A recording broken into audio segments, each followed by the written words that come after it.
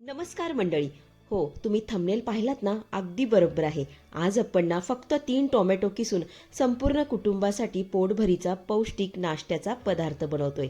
असा पदार्थ या अगोदर तुम्ही कधीही बनवला नसेल किंवा खाल्ला देखील नसेल. इतका स्वादिष्ट बनतो हा पदार्थ. रेसिपी आवडल्यास एक लाईक नक्की करा. चला तर मग वेळ न घालवता लगेचच रेसिपीला सुरुवात करूया. त्यासाठी इथं मी ना मस्त असे लाल बुंद 3 टोमॅटो घेतलेले आहेत. आता टोमॅटो घेताना आपल्याला बिलबिलीत टोमॅटो घ्यायचा नाही बरं का, तर असा कडक बघूनच घ्यायचा आहे. हे बघा, अशा पद्धतीने. आता हा टोमॅटो मी स्वच्छ धुवून पुसून कोरडा करून घेतलेला आहे. तर सर्वात अगोदर हे टोमॅटो आपण किसून घेऊयात. आता तुम्ही म्हणाल की ताई, टोमॅटो किसण्यापेक्षा मिक्सरला फिरवून घेऊ शकतो का? तर नक्कीच फिरवून घेऊ शकता. पण किसल्यामुळे काय होतं ना, टोमॅटोमध्ये जो मोठे कण राहतात ना, तो पदार्थ खाताना दाताखाली आले ना खूप छान लागतात. म्हणून आपल्याला हा टोमॅटो ना किसून घ्यायचा आहे. मस्त असा किसून घेऊया.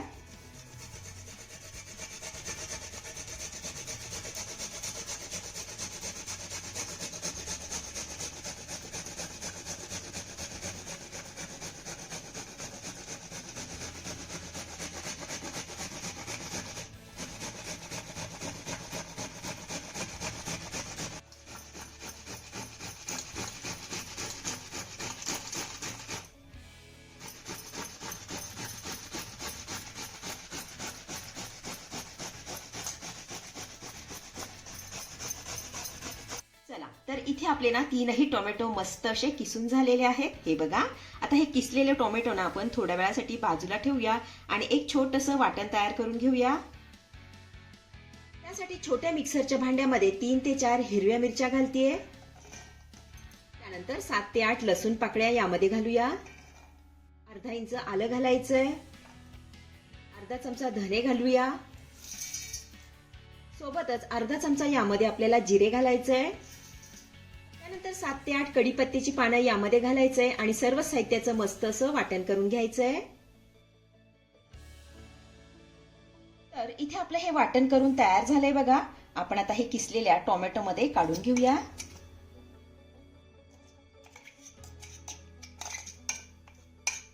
आता यामध्ये घालूया अर्धा चमचा काश्मीरी लाल मिरची पावडर. त्यानंतर पाव चमचा हळद यामध्ये घालायची आहे. अर्धा चमचा तीळ घालूया. पाव चमचा ओवा. त्यानंतर चवीपुरतं यामध्ये आपल्याला मीठ घालायचं आहे आणि भरपूर अशी बारीक चिरलेली कोथिंबीर यामध्ये घालायची आहे. आता काय करायचंय, हे सर्व साहित्य आपल्याला चांगलं एकजीव करून घ्यायचंय.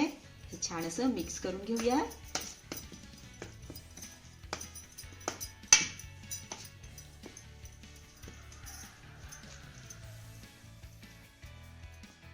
इथे आपलं सर्व साहित्य चांगलं मिक्स करून झालं की यामध्ये ना आपल्याला थोडं थोडंसं गव्हाचं पीठ घालायचंय आणि याचा मौसूद गोळा मळून घ्यायचा आहे. तर सुरुवातीला 1 वाटी पीठ यामध्ये घालतीये.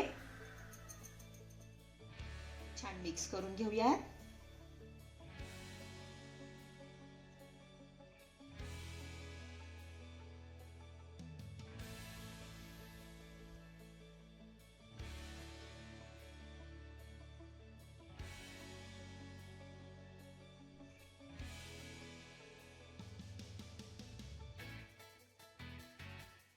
पुन्हा 1 वाटी पीठ यामध्ये घालूया.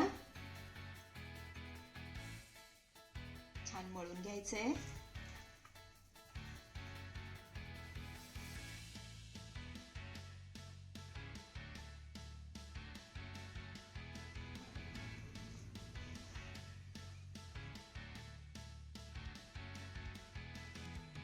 तर इथे आपला हा मौसूद गोळा मळून तयार झालेला आहे. हे बघा, इतका मौसूद मी मळून घेतलेला आहे.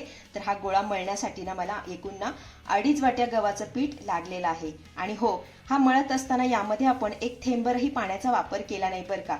टोमॅटो मधला जो ओलसरपणा होता ना, त्यामध्येच आपलं हे पीठ मळून झालेलं आहे. आता काय करायचं, यावर आपल्याला झाकण ठेवायचं आणि हा गोळा ना आपल्याला 10 मिनिटं चांगला मुरू द्यायचा आहे.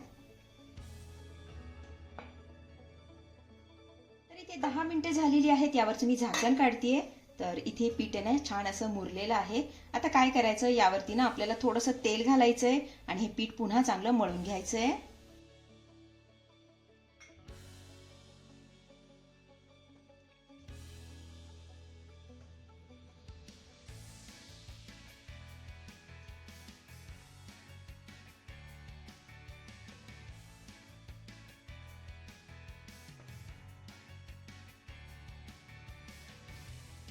पीठ ना मी छान असं मळून घेतलेलं आहे. आता काय करायचं, यामधला ना चपातीप्रमाणे एक गोळा आपल्याला काढून घ्यायचा आहे. आता छान असा गोल करून घेऊया. हे बघा. त्यानंतर याचा ना आपण पराठा लाटून घेऊया. तर गोळा हा लाटण्या अगोदर ना सुक्या पिठामध्ये याला मी बुडवून घेतेय. त्यानंतर पोलपाटावर ठेवून याला लाटून घेऊया.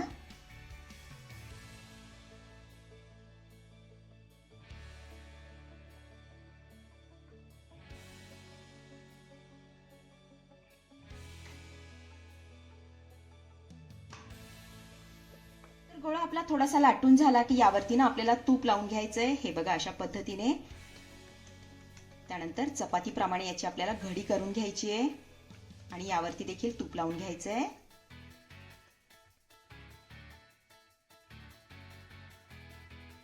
त्यानंतर पुन्हा आपल्याला याला सुक्या पिठामध्ये बुडवून छान असा लाटून घ्यायचा आहे.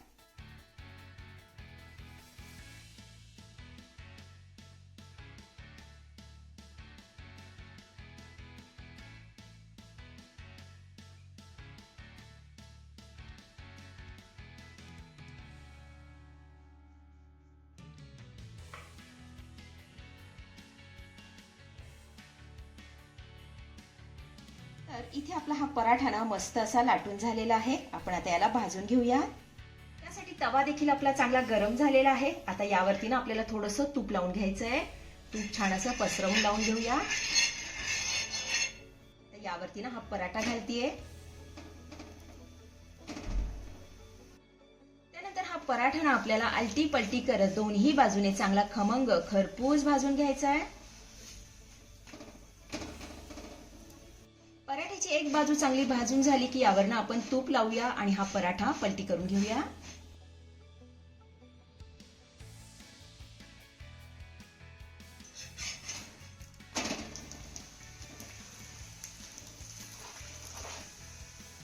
तर या बाजूने देखील आपल्याला तूप लावून घ्यायचंय.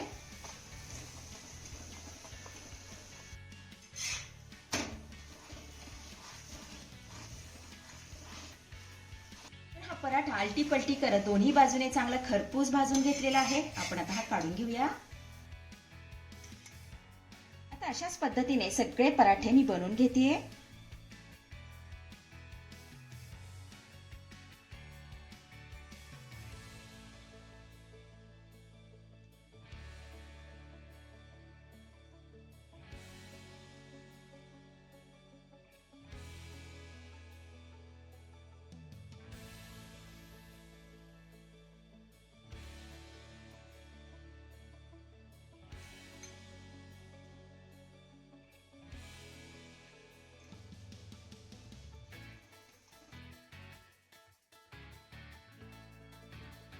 तर इथे आपले अतिशय रुचकर तितकेच पौष्टिक टोमॅटोचे पराठे बनवून तयार झालेले आहेत. हे तुम्ही दह्यासोबत लोणच्यासोबत खाऊ शकता. चवीला जबरदस्त लागतात. अतिशय साधी आणि सोपी रेसिपी आहे. नक्की करून बघा. तर मंडळी, कशी वाटली आजची रेसिपी? आवडली आहे का तुम्हाला? आवडली असेल तर लाईक करा, शेअर करा, सबस्क्राईब करा आणि हो, शेजारीच असलेलं घंटीचं बटन दाबून ऑलवर क्लिक करा, जेणेकरून माझ्या येणाऱ्या नवीन रेसिपींचं नोटिफिकेशन सर्वात आधी तुम्हाला दिसेल. धन्यवाद.